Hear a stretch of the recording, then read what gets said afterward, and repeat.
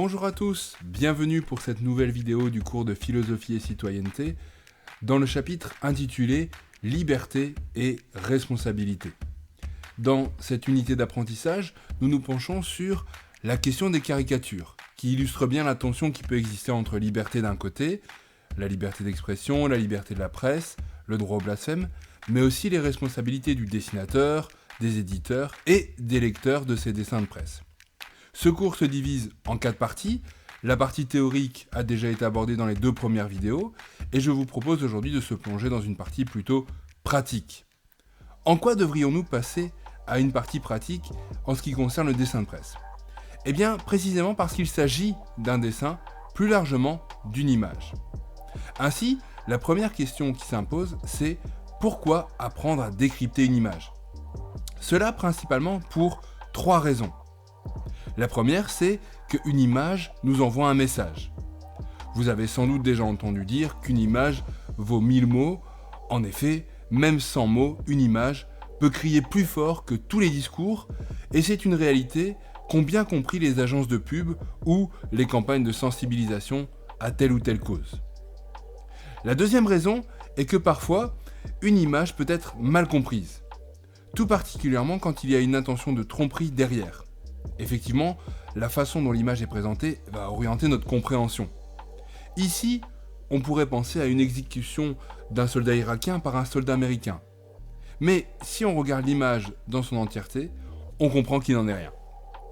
Sur cette autre image, on pourrait crier au scandale quand on voit le prince William adresser un doigt d'honneur à la foule venue acclamer la naissance de leur enfant. Mais pour peu qu'on change de point de vue, on se rend compte qu'il ne s'agit pas du tout de cela, mais plutôt qu'il est en train d'énumérer le nombre d'enfants qu'il a maintenant. Et que dire de ce soldat israélien qui terrorise un enfant palestinien, à moins qu'il ne soit simplement en train de jouer avec lui. Bref, on comprend que si une image est un message à elle toute seule, elle risque d'être comprise totalement de travers si on n'a pas tous les éléments en main, ou pire, si on est manipulé dans notre interprétation, comme ici, où l'agresseur devient la victime et où la victime devient l'agresseur. Enfin, la troisième raison pour laquelle apprendre à décrypter un dessin de presse est important, c'est précisément parce qu'il s'agit d'un dessin et non d'une photo. Effectivement, dans une photo, le photographe n'est pas toujours conscient ou à l'initiative de tout ce qui apparaît à l'image.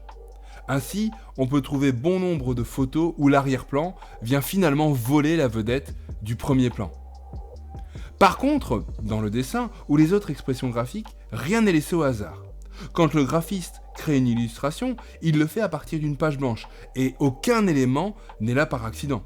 Cela s'observe tout particulièrement dans les logos. Celui de Toblerone, où le symbole de la ville de Berne, dont est originaire le chocolat, apparaît dans la montagne, l'ours. FedEx, une compagnie de livraison cachant une flèche. Les galeries commerciales parisiennes de Lafayette dans lesquelles se cache la tour Eiffel. La marque de pneus Continental, Amazon dont la flèche dessine un sourire, mais aussi qui nous révèle que la compagnie est capable de nous livrer tout de A à Z, sans oublier l'énigmatique logo de Carrefour qui cache en fait un C comme Carrefour. Bref, voilà une belle illustration pour comprendre que le graphiste ne laisse rien au hasard et que même des détails infimes peuvent se révéler lourds de signification. Tout a une raison précise. On en vient de ce fait à la deuxième question. Comment décrypter un dessin de presse ou une caricature ? Pour cela, il existe un cheminement intellectuel pour ne pas passer à côté du message délivré par le dessin de presse. Et je vous propose de le suivre avec un cas pratique analysé en vidéo par l'association Dessiner, Créer, Liberté, qui revient sur des dessins datant de 2013, mettant en scène Christiane Taubira, la ministre de la Justice française alors en plein cœur de la polémique autour de sa loi sur le mariage homosexuel. Le 30 octobre 2013, Charlie Hebdo sort en kiosque. Sur la dernière page du journal, on trouve ce dessin. Une polémique éclate, ce dessin est jugé raciste. Alors, raciste ou pas raciste ? Description. D'abord, que voit-on ? On voit une caricature du visage de Christiane Taubira, ministre de la Justice et garde des Sceaux en 2013, le logo du Front National, devenu le Rassemblement National en 2018, un corps recouvert de poils avec une longue queue, 2 mains et 2 pieds se tenant debout. C'est le corps d'un singe. En haut, Un titre détourne un slogan du Front National. Le Rassemblement Bleu Marine, nom de la coalition d'extrême droite menée par Marine Le Pen lors des législatives de 2012, devient ici Rassemblement Bleu Raciste. En bas à droite, la signature du dessinateur, Charb. En fait, la composition du dessin est similaire à celle d'une affiche de campagne politique. Un slogan, une personnalité, un logo. Super, mais c'est quoi le rapport? Qu'est-ce qu'il s'est passé dans l'actualité pour que le dessinateur associe une caricature de Christiane Taubira avec le corps d'un singe et le logo du Front National?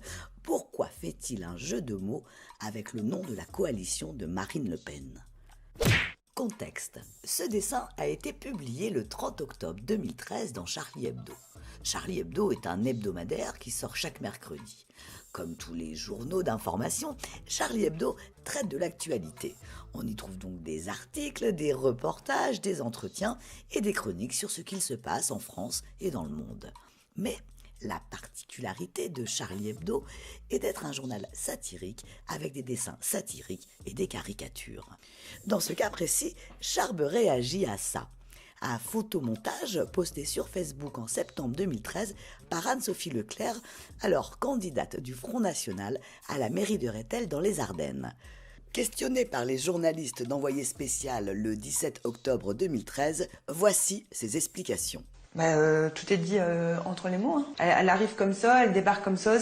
Franchement, c'est une sauvage, quoi. Elle prend tout le monde. Quand on lui parle quelque chose de grave à la télé, aux informations, n'importe où, elle vous fait un sourire, mais il faut voir un sourire du diable.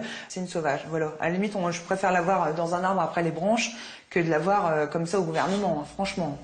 2 mois plus tard, Anne-Sophie Leclerc est exclue du Front National et elle est condamnée pour ce photomontage en 2016 à 3 000 € d'amende avec sursis pour injure publique raciale. Mais Charb réagit également à ça. Le 25 octobre 2013, lors d'un déplacement à Angers, Christiane Taubira est accueillie par des militants de la Manif pour tous qui lui jettent des bananes et scandent.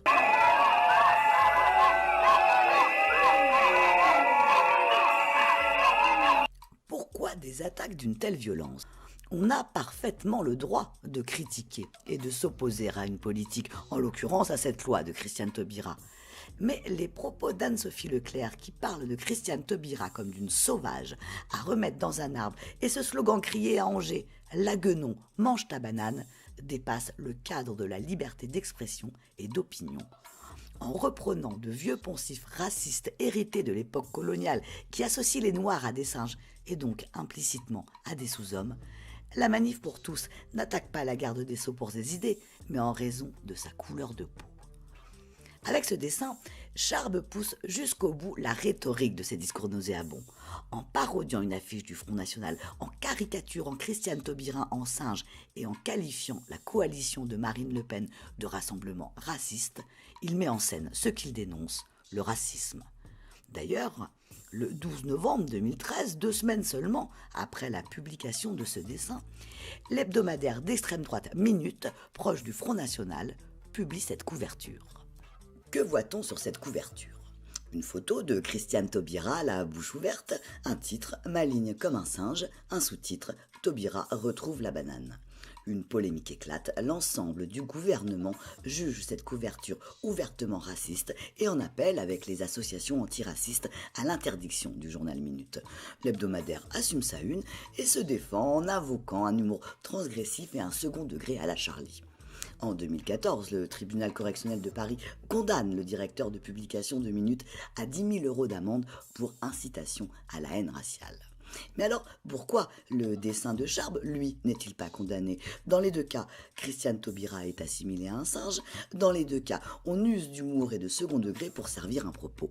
Sauf que les intentions sont totalement opposées. Analyse. D'abord, Charlie Hebdo n'est pas Minute. Qui publie? Dans un cas, il s'agit d'un dessin publié dans un journal satirique qui lutte contre le racisme depuis toujours. Par exemple, en 1995, Charlie Hebdo lance une pétition pour faire interdire le Front National et s'efforce à chaque élection de faire barrage à l'extrême droite. Dans l'autre cas, il s'agit d'une couverture éditée par un journal d'extrême droite régulièrement condamné pour diffamation et injures raciales. Un journal obsédé par l'immigration qui surfe sur la haine des étrangers et des citoyens français qui ne seraient pas vraiment français en raison de leurs origines ou de leur culture. Ensuite, la une de Minute et le dessin de Charb visent des objectifs totalement différents. Quelle est la cible ? Avec sa parodie d'affiche, Charb cible directement l'idéologie du Front National. Il ne vise pas Christiane Taubira, mais dénonce au contraire le racisme dont elle est victime. La couverture de Minute, elle, joue sur les ambiguïtés de la langue française et cherche à faire passer du racisme pour de l'humour. Elle s'attaque directement à la personne de Christiane Taubira, non pas pour sa politique et ses idées, mais uniquement en raison de sa couleur de peau.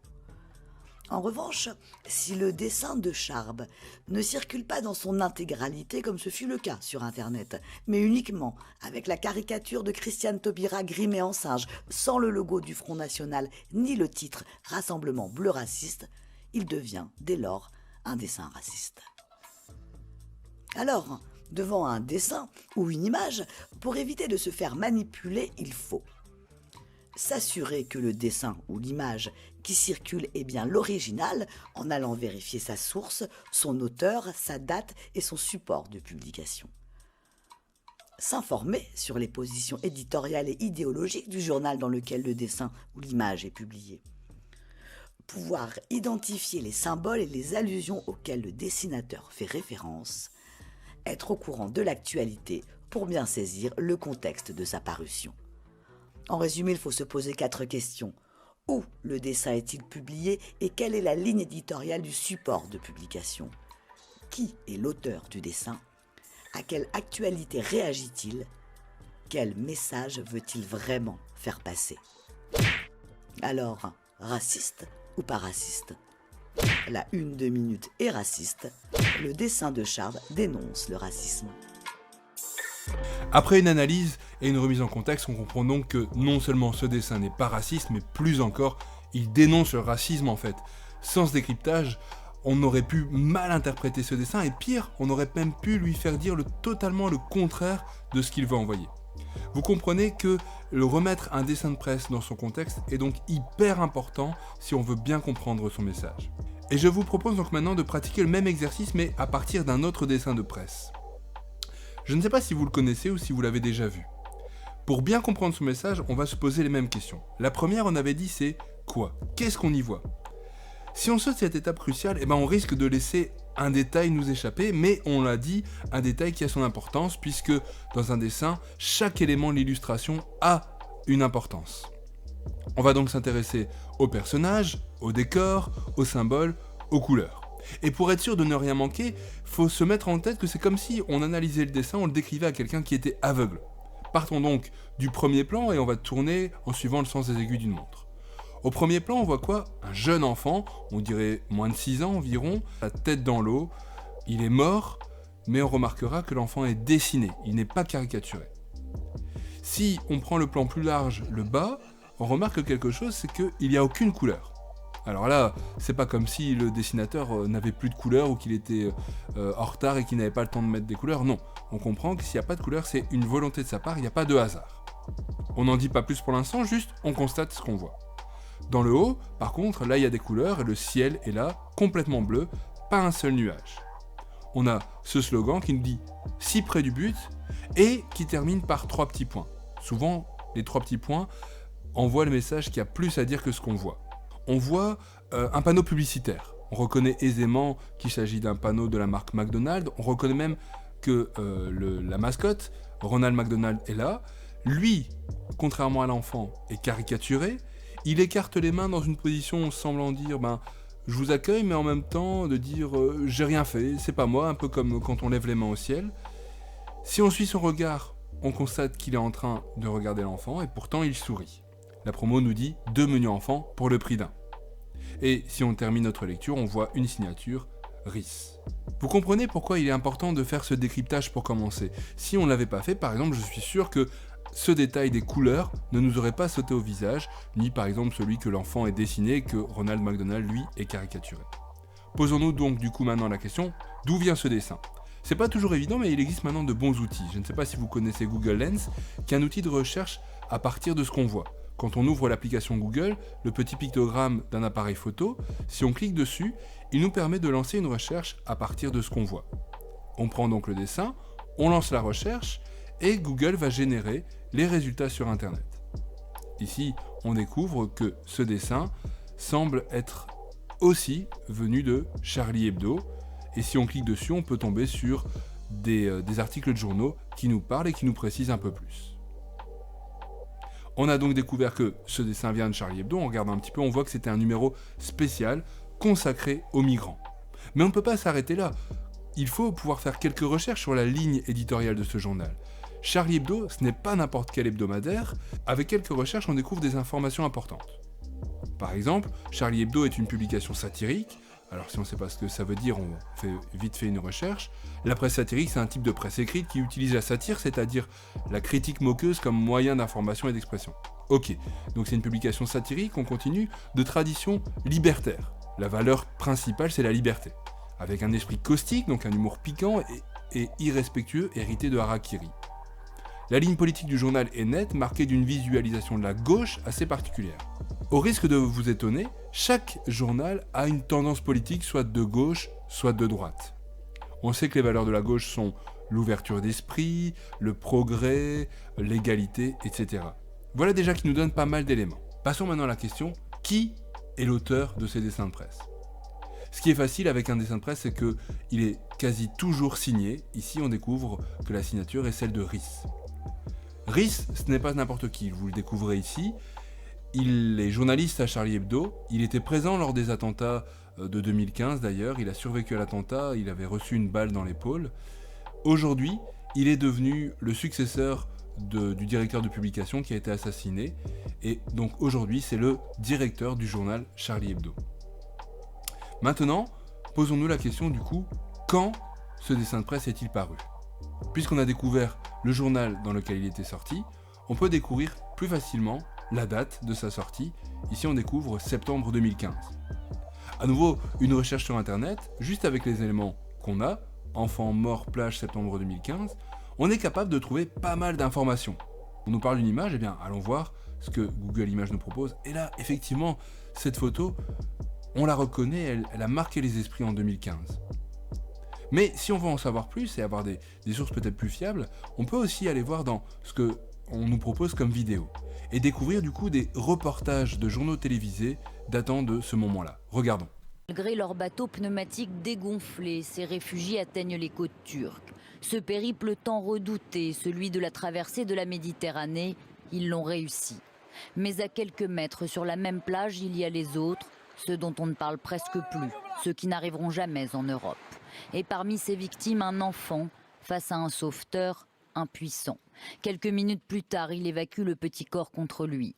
Une image qui fait déjà la une de quotidien dans le monde entier et bouleverse les réseaux sociaux avec ce hashtag en turc, traduction « l'humanité échouée ». Échoué comme cet enfant revenu sur sa plage de départ, Bodrum. Le bateau parti en pleine nuit direction l'île grecque de Kos a finalement chaviré. Un cas loin d'être isolé car depuis janvier, plus de 2600 personnes ont péri lors de cette traversée. Pourtant, cet enfant syrien semble retenir l'attention du monde. Il y a sur cette photo à la fois le drame de cet enfant de 2 ans qui n'aura connu que la guerre en Syrie et l'exode avant de mourir noyé au large des frontières de l'Europe. Il y a face à eux un membre de la sécurité civile turque. On le sent désemparé et on peut lire parfois qu'il fait la démonstration au milieu de cette photo de l'impuissance de l'Europe. Mais ce n'est pas d'impuissance dont on parle, puisque l'Europe a des capacités, a des richesses, a une possibilité. Cela fait la démonstration de son indécision et de son inertie. Aujourd'hui, l'Europe est bloquée pour 2 raisons. Tout d'abord par l'égoïsme des pays de l'Europe de l'Ouest, les pays baltes, la Slovaquie, la Pologne, la Hongrie, qui ne veulent pas entendre parler de ces personnes qui viennent de l'étranger, a fortiori lorsqu'ils sont arabes et encore pire, musulmans. Et puis, il y a l'inertie de l'Europe qui cherche à trouver une solution pérenne là où il y a une urgence. Cela fait des années que les Grecs, les Italiens tirent la sonnette d'alarme en disant des gens meurent, il faut trouver une solution, pas pour les intégrer à l'Union européenne, pas pour leur donner des papiers, simplement pour les sortir de l'eau et éviter qu'ils meurent. Et face à cela, eh bien, l'Europe enchaîne les conseils pour essayer encore une fois de trouver un nouveau mécanisme qui ferait suite au mécanisme de Dublin, alors que l'urgence n'est pas là. Effectivement, ce qui marque l'actualité de la rentrée 2015, c'est un nombre très important de migrants qui arrivent en Europe.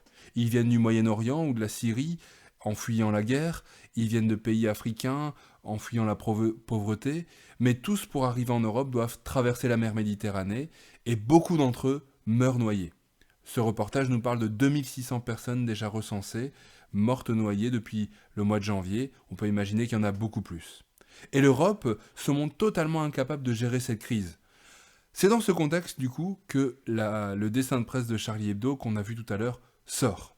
Et peut-être, si vous étiez encore dans l'indécision ou dans l'incompréhension avant, maintenant ce dessin vous paraît totalement choquant, révoltant, honteux ou indigne. Et c'est certain que dès sa sortie, ce dessin va faire parler de lui. Charlie Hebdo bouscule les consciences et se retrouve à nouveau au cœur d'une controverse. 8 mois après l'attentat qu'il a visé, le journal satirique français dépeint à sa manière la tragédie des migrants. Le petit Aylan échoué au pied d'une publicité pour fast-food et le texte dit « si près du but ». Peut-on rire de tout, même de la mort d'un enfant syrien dont la photo a ému le monde? Faut-il ironiser pour faire réagir? Les avis sont partagés. Je pense que c'est pas sujet à une blague quelconque. Moi je suis assez mitigée parce que je vous dis Charlie, je comprends parfaitement son humour et je sais que beaucoup notamment chez les Français, ils ne comprennent pas cet humour. Et là à mon avis c'est plutôt un appel, il faut le voir au second degré, c'est un appel en fait, c'est une moquerie je pense vis-à-vis des autorités européennes qui éventuellement ont laissé passer des horreurs comme celle-ci. Sur les réseaux sociaux et dans la presse étrangère, ces dessins de Charlie Hebdo déchaînent les passions. Le hashtag « Je ne suis pas Charlie » est apparu en réponse au grand mouvement de solidarité après l'attentat du 7 janvier, au cours duquel 12 personnes ont été abattues par des islamistes radicaux. Posons-nous du coup la question « Pourquoi ?» Est-ce juste de la méchanceté gratuite, de la provoque? Ça a tellement fait scandale que le dessinateur lui-même, Rhys, a posté un tweet pour venir expliquer la raison d'être de son dessin. Ce qui est plutôt rare puisqu'en général, un dessinateur de presse lance son dessin et laisse les lecteurs l'interpréter. Ici, il tweete quelques explications. Il commence en disant que ce dessin n'est pas un dessin drôle, mais qu'il dénonce une situation. Si bien que ceux qui disent on ne devrait pas rire de ça, eh bien, ce n'était pas du tout l'intention du dessinateur. Ce qu'il voulait, c'était dénoncer une situation. Et il continue en disant qu'on trouve dans ce dessin, du coup, ce qu'on appelle des symboles. Et on les avait remarqués lors de notre description. Dans le haut de l'image, on nous dit le ciel est bleu, en Europe, tout va bien. On comprend du coup que le haut de l'image symbolise cette Europe où tout va bien, où il n'y a pas de problème. Et sur la droite, on a ce panneau publicitaire, on avait reconnu le M, qui est le symbole de McDo, mais McDo c'est aussi en Europe le symbole de la nourriture, de la bouffe à outrance, de la malbouffe. Et il dit, il y a même McDonald's qui sourit. On comprend du coup que McDonald's représente en fait l'attitude des Européens, qui regardent ce qui se passe parmi les migrants et qui ne s'en soucient guère, levant les mains en disant « c'est pas mon problème ». Et ce panneau nous révèle aussi que finalement ce qui compte en Europe quand on est un enfant, c'est de faire tourner l'économie. C'est ce qui est décrié par le dessinateur de presse. Et si le haut de l'image représente cette Europe où tout va bien, cette Europe que ces migrants recherchent, le bas représente la réalité. Regardez, il dit « En bas, la mer n'est pas bleue, le sable n'est pas jaune et l'herbe n'est pas verte. En bas, c'est triste. » Il va du coup préciser pourquoi il s'est permis de dessiner ce petit garçon. Pourquoi? Parce qu'un petit garçon est mort, Aylan, est devenu le symbole de ce peuple qui fuit la guerre et la barbarie pour venir mourir aux portes de l'Europe, si près du but, comme le disait son image. Et donc finalement ce petit garçon devient malgré lui le symbole de tous ces gens, de tous ces migrants qui meurent en mer. Et il termine par cette phrase « N'oubliez jamais que vos yeux sont reliés à votre cerveau ». Un de ses confrères, un autre dessinateur de Charlie Hebdo qui s'appelle Luz, va lui aussi faire une sorte de cours de dessin sur une planche qu'il va appeler le dessin satirique expliqué aux cons, et en particulier aux médias, où il va expliquer le sens de ce dessin qui a fait scandale. Il va répondre à chacun d'eux dans cette planche. Ceux qui disent choquant, alors on comprend shocking, il parle de tous ses lecteurs à l'étranger, mais vous les voyez, quand ils lisent le Charlie Hebdo, ils tiennent le journal à l'envers. On comprend par là qu'ils le lisent totalement de travers. Et c'est ce qu'il leur dit. Cher 1, tu fais partie des millions de nouveaux lecteurs qui ont découvert Charlie en même temps que son humour après les attentats de janvier dernier. On n'avait jamais imaginé que tu t'intéresserais à notre travail, toi qui habites à des milliers de kilomètres de la rédaction, loin, si loin de la tradition satirique de notre pays. En gros, il leur dit, vous n'êtes pas de la même culture, vous ne comprenez pas ce dessin d'une culture très française avec un humour très satirique. Et il leur dit même, tu es choqué, et c'est normal, c'est plutôt bon signe, je t'explique. Il va citer un des fondateurs du journal Charlie Hebdo, Cavana, qui disait « Un bon dessin, c'est un coup de poing dans la gueule ». Qu'est-ce que ça veut dire quand on compare un dessin de qualité à un coup de poing dans la figure ? Eh bien, ça veut dire qu'un dessin, s'il est bon, il ne devrait pas nous laisser indifférents. Il dit « J'ai été même jaloux, j'avoue, du talent de mon confrère. Il avait fait le dessin, pointant du pinceau cette Europe riche, surconsommatrice, qui aura attendu d'avoir la médiatisation de la mort d'un enfant sur la conscience pour réfléchir enfin au sort des migrants. » Effectivement, on le voyait dans le reportage que depuis le mois de janvier, il y avait des migrants qui mouraient, que apparemment l'opinion publique ne réagissait pas, que l'Europe ne réagissait pas, mais que là, avec la photo de cet enfant, enfin il réagissait. Et donc quand on dit se moquer des migrants c'est une honte, eh bien il leur dit donc non, si ce dessin se moque de quelqu'un, ce n'est pas des migrants, mais notre société de l'Europe, libérale et hypocrite. Si bien que, quand on rétorque c'est ignoble de caricaturer un enfant mort, Luz fait remarquer que dans ce dessin, eh bien le petit Elan n'est pas caricaturé, mais il est dessiné. Finalement, ça fait des semaines, plusieurs jours que cette photo a fait le tour des médias, des réseaux sociaux, des télés, et qu'il y a eu très peu de questionnements sur le bien fondé ou non de cette photo. Du coup, il pose la question, à juste titre, pourquoi est-ce qu'on n'aurait pas le droit de dessiner ? Si on a le droit de photographier, pourquoi est-ce qu'on n'aurait pas le droit de dessiner ? Et quand on rétorque la liberté d'expression ne justifie pas tout, eh bien ce dessinateur se pose la question, mais au nom de quoi, de quelles règles, de quelles lois, de quel dogme est-ce qu'il y aurait des choses qu'on peut dessiner et d'autres pas, et du coup lesquelles ? Ainsi, si vous avez suivi toutes ces explications, vous comprenez que la cible n'est certainement pas les migrants dans ce dessin, mais c'est en fait l'Europe. Et ça, c'est une réalité qui sera illustrée par d'autres dessins de presse.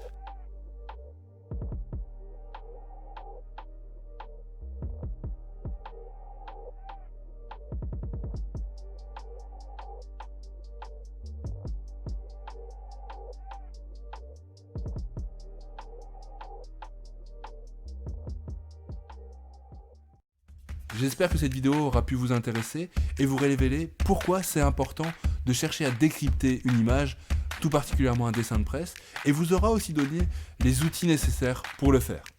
On se retrouve pour une prochaine vidéo, à bientôt.